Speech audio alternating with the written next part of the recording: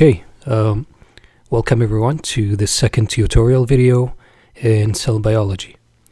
In the previous video, I talked about the different structures of lipids that can be found within the cell membrane and their function, the different functions of these lipids. In this video, I will be talking about the structure, function, and function of the cell membrane's proteins. So I'll be focusing on proteins. So the proteins of the cell membrane can be classified into two main types depending how they are attached to the cell membrane. So if they are attached permanently to the cell membrane, in this case we refer to them as integral membrane proteins, like these examples that you can see here. They are attached in different ways, but they are all attached permanently. And that's what makes them integral membrane proteins. If they are attached temporarily to the cell membrane, in this case we refer to them as peripheral membrane proteins. So if you look here, these are the different examples and ways of attachment of peripheral membrane proteins. But they are attached temporarily. That's the difference between them and the integral membrane proteins. So the first classification, or the first type of membrane proteins, are the integral membrane proteins. As I said, they are permanently attached to the cell membrane. They also have two regions, a hydrophilic region and a hydrophobic region. So if we look here, these are the different examples of integral proteins. So they have a hydrophobic region, which is buried within the cell membrane, within the hydrophobic regions of the cell membrane. So we have these different lipids, and we have the hydrophilic heads and the hydrophobic tails. So these are the different types of integral proteins. They have hydrophobic regions, as you can see here. And they have a hydrophilic region, which is either exposed to the outside of the cell or to the inside of the cell, depending on the type. So they are referred to as amphipathic structures, just like lipids. So if we look back here, they can also be subclassified into three different types depending on the way they span the cell membrane. So these are the different integral membrane proteins. They could span, or they could be attached to one leaflet of the cell membrane. So just like these three examples. So if you can see here, they are attached to only one leaflet, either the outer leaflet or the inner leaflet of the cell membrane. In this case, the structures are referred to as integral monotopic proteins. Okay, so if they're attached to one leaflet, they are monotopic proteins, or integral monotopic proteins. If they span the entire cell membrane, so if they're attached to both leaflets once, okay, if they're attached only to both leaflets once, in this case they are referred to as integral bitopic proteins. So if you can see, they span the whole membrane once, they are bitopic proteins. If they span the cell membrane more than once, so like in this example, we have 6 different regions of the integral proteins that are buried within the cell membrane. The structure is referred to as integral polytopic proteins. So these are the integral polytopic proteins. These are all the different types of integral proteins. So attached to one leaflet, monotopic; attached to both leaflets once, bitopic; attached to both leaflets more than once, polytopic proteins. So these are the three subclassification of integral membrane proteins, which are proteins, again, which are attached permanently to the cell membrane. The bitopic proteins, the integral bitopic proteins, and the polytopic proteins are also referred to as transmembrane proteins. So these two types, they are transmembrane proteins because, again, they span the entire cell membrane. So we will be focusing on the integral monotopic proteins, which I just described. They are attached to one leaflet of the cell membrane permanently. So attached to the cell membrane permanently through either an alpha helix sequence of hydrophobic amino acids. So because this region is hydrophobic, the inner region of the cell membrane is hydrophobic. So you need basically hydrophobic structures in order to attach these different proteins to the cell membrane.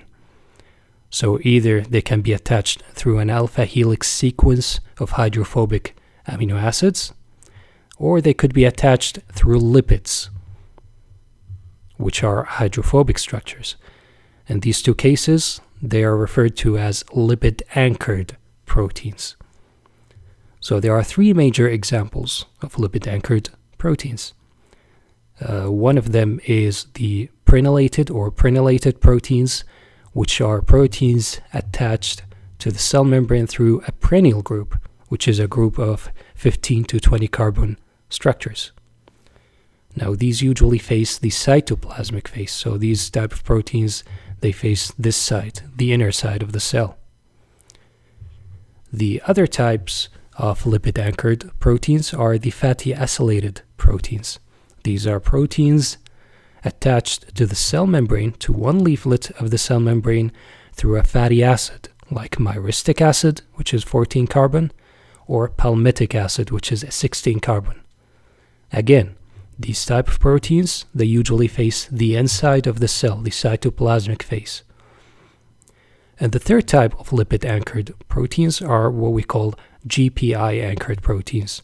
GPI refer to the glycosyl phosphatidylinositol. So these are lipids attached to a sugar, which are attached to the protein. These usually face the outside of the cell. So unlike the prenylated proteins and the fatty acylated proteins, the GPI-anchored proteins usually face the outer side of the cell, the extracellular matrix. So these are the different types of attachment, permanent attachment of integral monotopic proteins. Many of them are actually enzymes, so they act as enzymes, they convert different structures, etc. The second subclassification of integral membrane proteins are the integral bitopic proteins. Now, as I said previously, these span the entire membrane. They are attached to both leaflets of the cell membrane only once. Hence, they are referred to as integral bitopic proteins. Now, this structure is usually an alpha helix. So it's a sequence of 20 to 25 non-polar amino acids. Because again, this area of the cell membrane is non-polar, hydrophobic area. So you need nonpolar and hydrophobic structures in order to attach these proteins to the cell membrane. In the case of integral bitopic proteins, the structure that is buried within the cell membrane, usually 20 to 25, or a sequence of 20 to 25 nonpolar amino acids spanning the entire membrane once. They are mainly enzymes and signaling proteins, so they could actually transfer signals from the outside to the inside of the cell, or from one area of the cell membrane to another area. These are the integral bitopic proteins. The third and final subclassification of integral proteins are the integral polytopic proteins. These are again permanently attached to the cell membrane, but through multiple regions spanning the cell membrane. So they are similar in terms of attachment to the bitopic proteins. So we have regions where we have sequences of 20 to 25 non-polar amino acids spanning the entire membrane more than once. That's why they are integral polytopic proteins. So these are alpha helices. But of course there are some exceptions where we have, instead of alpha helices, we have something called beta barrels. In this case, they are beta sheets folded up into a barrel shape, or referred to in this case as beta barrels. We will talk about an example, or a famous example, of integral polytopic protein, where we have, instead of alpha helices, we have beta barrels, or beta sheets, excuse me. Many of these proteins, the integral polytopic proteins, are transport proteins. So they transport different molecules and ions from one side of the cell to the other side. So this is the example that I just talked about, where we have a barrel, or 16 beta sheets folded up into a barrel. This barrel is usually, or these structures are usually found in gram-negative bacteria, specifically in the outer cell membrane of these bacteria. We have the outer membrane, the inner membrane, and the cell wall of gram-negative bacteria. These are, in this case, these are referred to as purines, which are pores, basically, based on the name. So I just talked about the transport proteins. What are transport proteins? Or the general question is how different materials or different molecules and ions being transported across the cell membrane. So there are multiple ways in which different molecules are being transported from one side of the cell to the other side. They could be through something called simple diffusion, or they could be through something called active transport, or something called facilitated diffusion. Now, if we look at this part of this slide here, we have the general rules in which different molecules can be transported across the cell membrane. So simple diffusion, which is through the bilayer directly, without the need of any help from transport proteins. These are, again, integral polytopic proteins. So in order for something to actually go through the bilayer, it needs to be either small uncharged molecule, small polar molecules, it could be small nonpolar molecules, or large nonpolar molecules. So if you look at the different examples here, we have oxygen, carbon dioxide, and nitrogen. Now these are small uncharged and small nonpolar molecules. That's why they go directly through the cell membrane or the membrane bilayer without the need of protein or transport proteins. Now, if we have polar molecules, if they are small enough to actually go through the cell membrane or the different lipid structures, then they can actually pass directly through simple diffusion.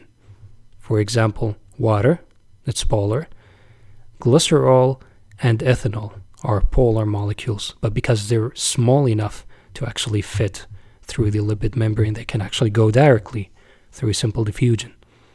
With the exception of water, of course, which I'm going to talk about in a second, but water can also go directly through the lipid bilayer without the need of a transport protein. On the other hand, large polar molecules, ions, and charged molecules, they actually need transport proteins. So they need to go through either active transport or facilitated diffusion. So if we look at the different examples here, we have hydrogen ions, sodium ions, calcium ions, chloride ions, and potassium ions, which are charged and ions. We have also glucose and amino acids, which are large molecules. Some of them are, specifically the amino acids, are polar as well. So these can be rejected by the lipid bilayer. They cannot pass directly using simple diffusion. So they need transport proteins in order to get inside or outside of the cell. So now, what are the different types of proteins that can transport these rejected molecules, let's say? So in the case of glucose and amino acids, these can actually go and pass through the cell membrane using active transport or facilitated diffusion, with the help of something called carrier proteins. In the case of ions, and here water, these molecules can go through the cell membrane, through something called channel proteins. So why did I mention water here and water here as well? Because the majority of water diffuse through the membrane via something called aquaporins. So water actually needs channels after all, but some of the water can also, because it's small enough, diffuse directly through the cell membrane by layer using simple diffusion. So it's not all the water, but some of the water can go through simple diffusion, but most of the water can go through facilitated diffusion with the help of aquaporins.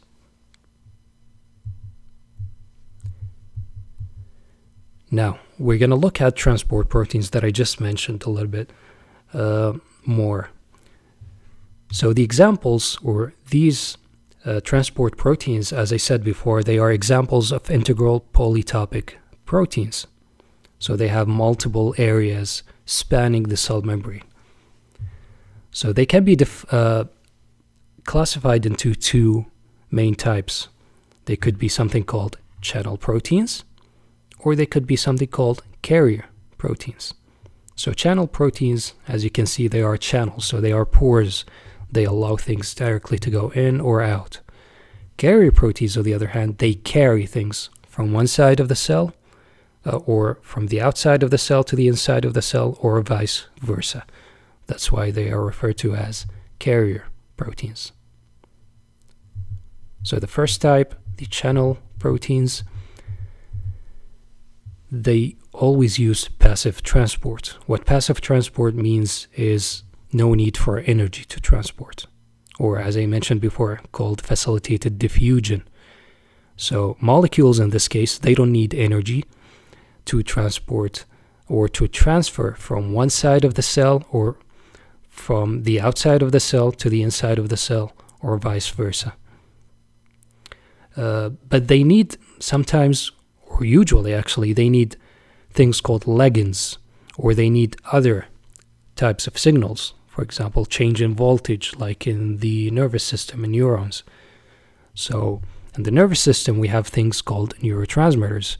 Well, these molecules, they attach themselves to some of these different channel proteins in the nervous system, and this allows the channels to open, and therefore the different molecules can actually flow inside or outside of the cell.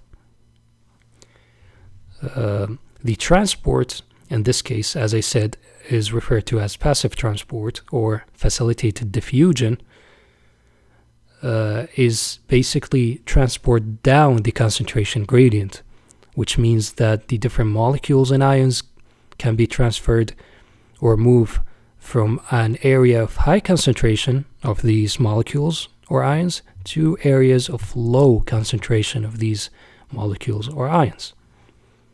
Example include ion channels like sodium channels, chloride channels, potassium channels, and calcium channels, which are quite common, again, within the nervous system.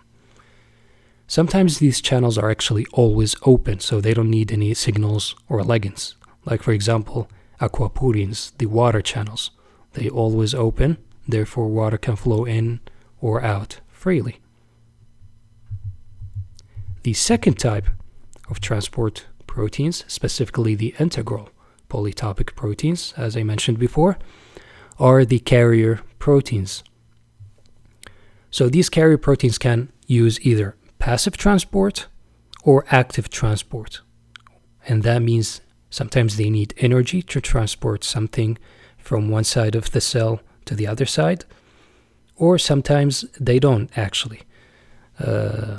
And even the energy needed, sometimes it's needed in the form of ATP, and sometimes in this case it's referred to as primary active transport, or sometimes the energy is in the form of electrochemical gradient. In this case it's referred to as secondary active transport. And we're going to explain the difference between these two in the next slide. In case of passive transport, again, it's down the concentration gradient, which means it moves from an area of high concentration of solute to an area of low concentration, where in the case of active transport, it's the other way around. So from an area of the molecules move from an area where it's in low concentrations to an area where it's in high concentrations. The examples of carrier proteins include glucose transporters and amino acid transporters. These carrier proteins can also be subgrouped into 3 different groups.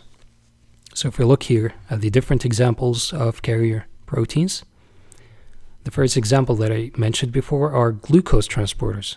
Now they transport glucose from one side of the cell to the other side, either actively, so against the concentration gradient. So glucose is being transported, for example, from an area where it's in low concentration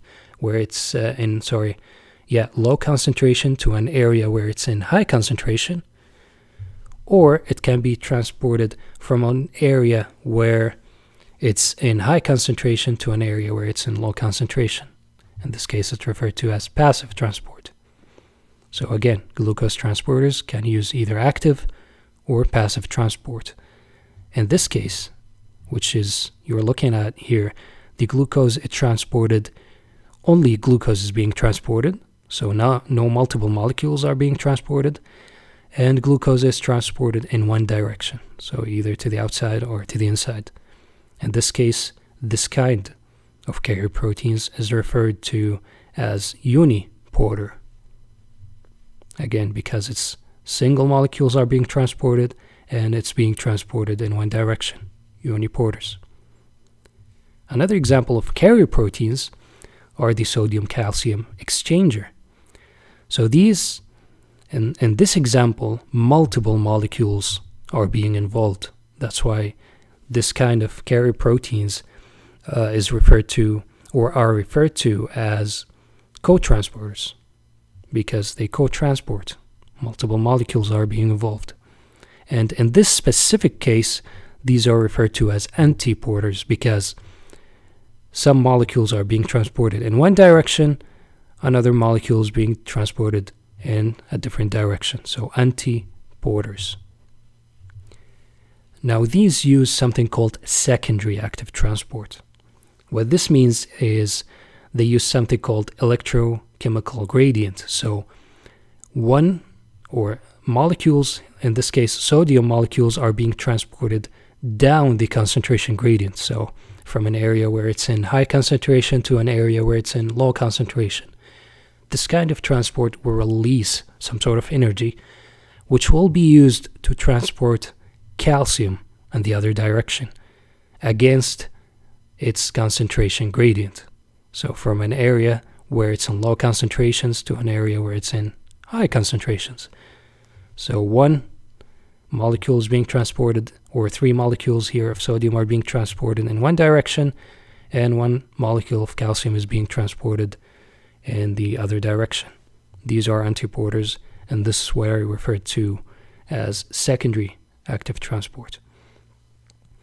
Third and final group of carrier proteins are what we call symporters. So these are also co-transporters because they use multiple molecules, not only once or one molecule like the uniporters. So they are co-transporters. But they are called symporters because they transfer all of these molecules in the same direction.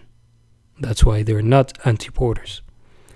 In this specific example, this is the sodium-glucose cotransporter 1. Now, the sodium-glucose cotransporter 1 uses 2 sodiums, or transfer 2 sodiums down the concentration gradient.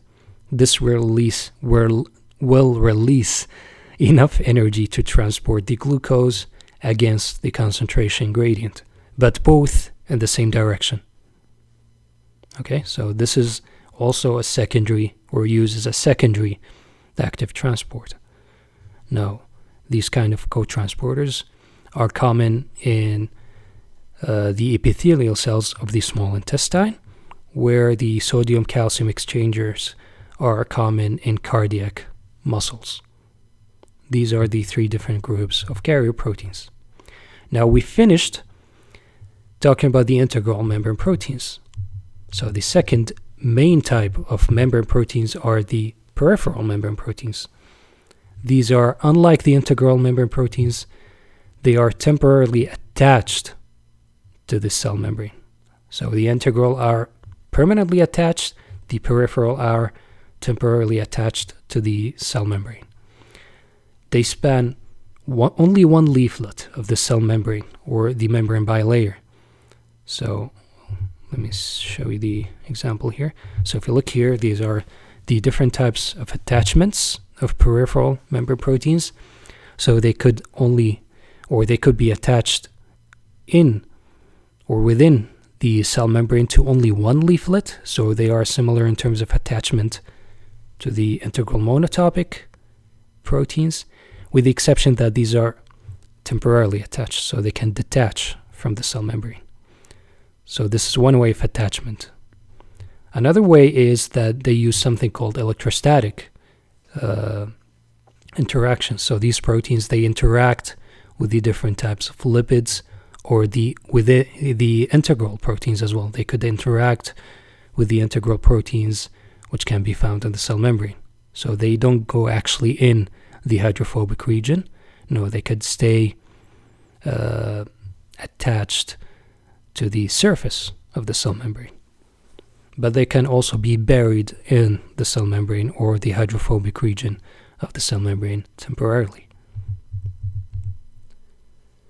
They are usually, as I said, they are usually associated with integral membrane proteins, and they are mainly have signaling functions. So if you look here, they are usually like this. So they are associated with integral membrane proteins, and they are signaling, meaning that they transfer signals, or they are used as secondary messengers to transfer signals from one area of the membrane to another area, or from the cell membrane to the inside of the cell.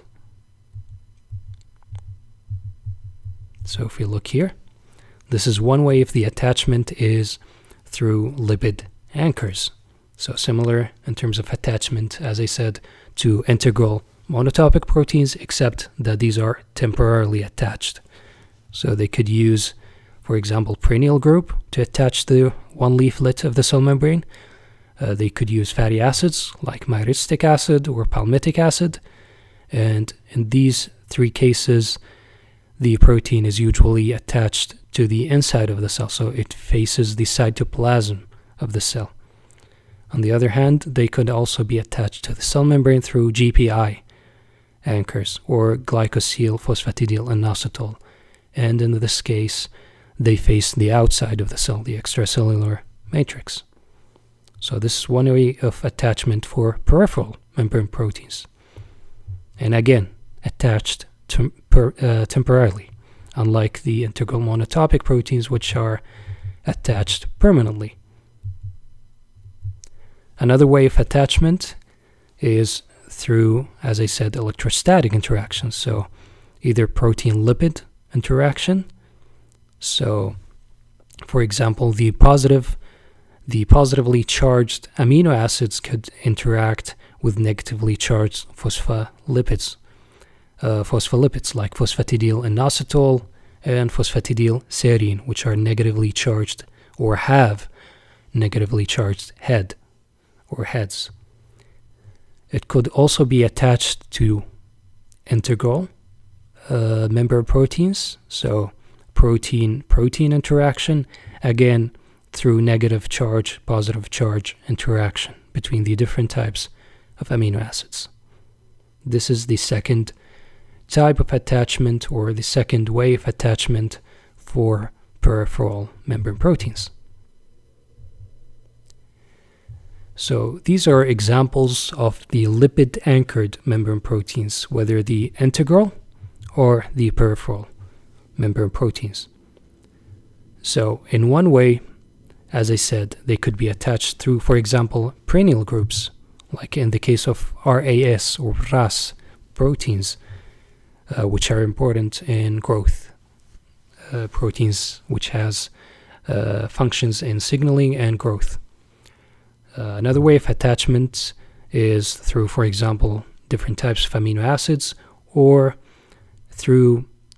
different types of fatty acids. So fatty acylated proteins like the SRC protein, which is also involved in growth and signaling. Or it could also through the different interactions, like you can see here, positively charged amino acids and negatively charged phospholipids. So these two are peripheral membrane proteins because they could actually detach from the cell membrane, go inside the cell, do some signaling work, and they could also go back and reattach to the cell membrane. In this case, we have also integral membrane proteins which are lipid anchored, in this case GPI anchored, glycosyl, phosphatidylinositol anchored proteins like the Thi1 proteins, which are involved in functions within the cell or the nervous system. And these are usually attached to the outside of the cell, so facing the extracellular matrix, where in these two cases facing the cytoplasm. These are extra notes regarding the things that I just mentioned. So membrane proteins with external domains usually have oligosaccharides attached to them. So if they have sides which face the extracellular matrix, then usually they have a sugar attached to them, or oligosaccharides. So short sugars, for example, in this case. Just like lipids, proteins can also move laterally. So if you remember from my previous video, for those who watched it, the different components of the cell membrane, the lipid components, can actually move freely laterally, and they could also spin around themselves. So that's why it's referred to as the fluid mosaic model. The cell membrane is a fluid mosaic model because it's like fluid. It moves a lot, and everything within the cell membrane moves. So also proteins could actually move, although in a slow rate compared to lipids, because they're a little bit large and big.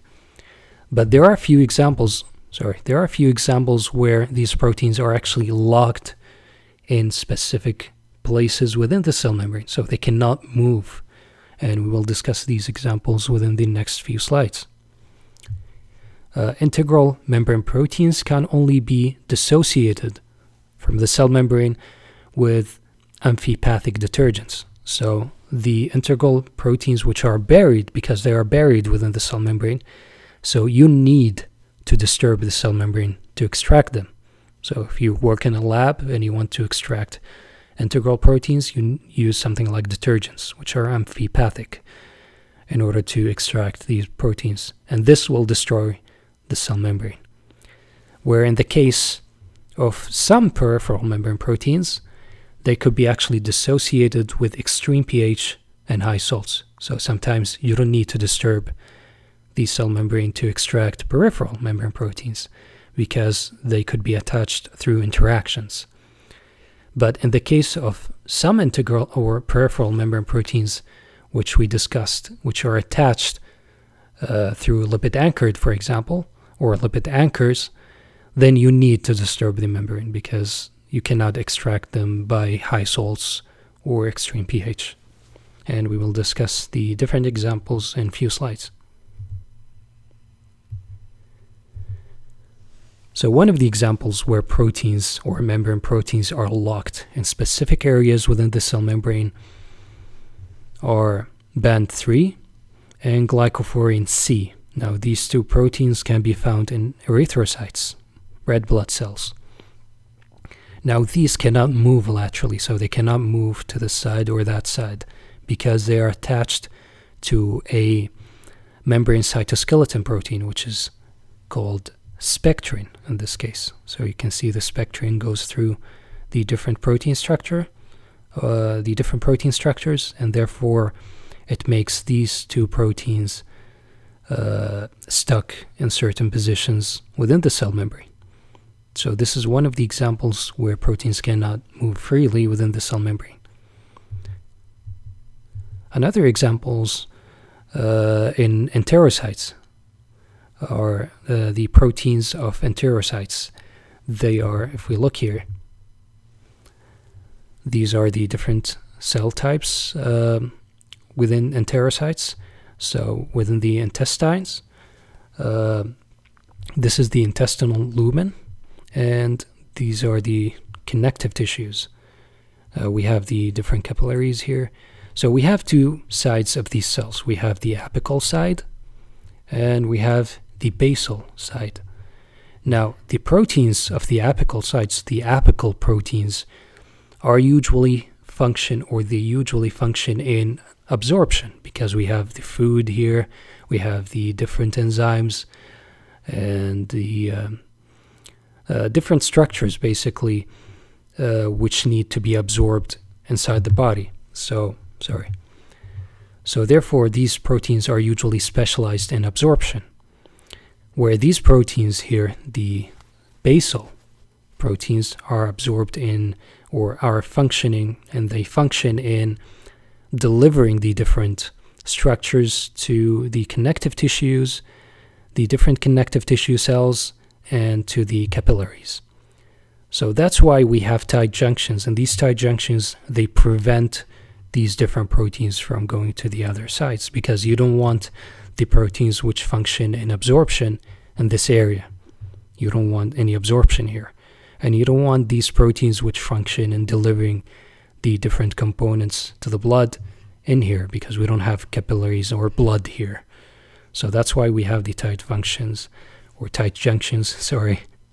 And these proteins are locked in these specific and different phases of these cells, the cells of the enterocytes, or the enterocytes.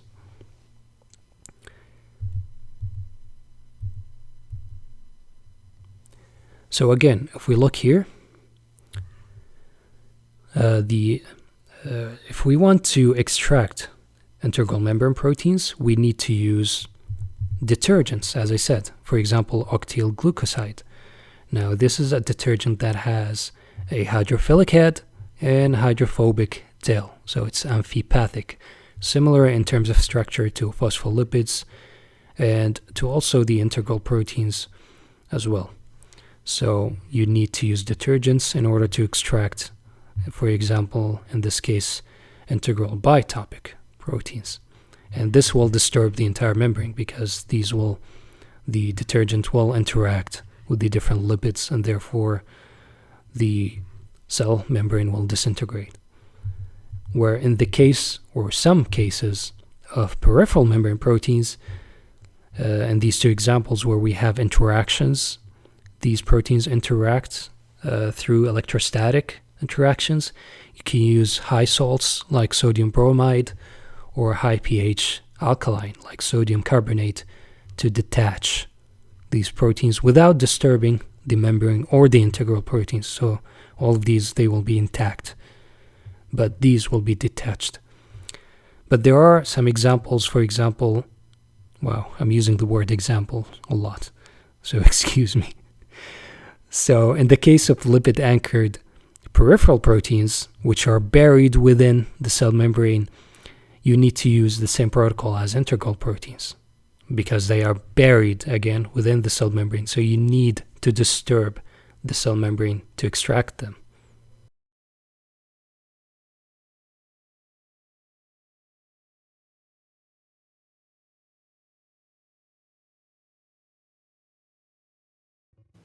So this concludes our video for today. If you like the video and the content of this video and this channel, then please like, share, and subscribe.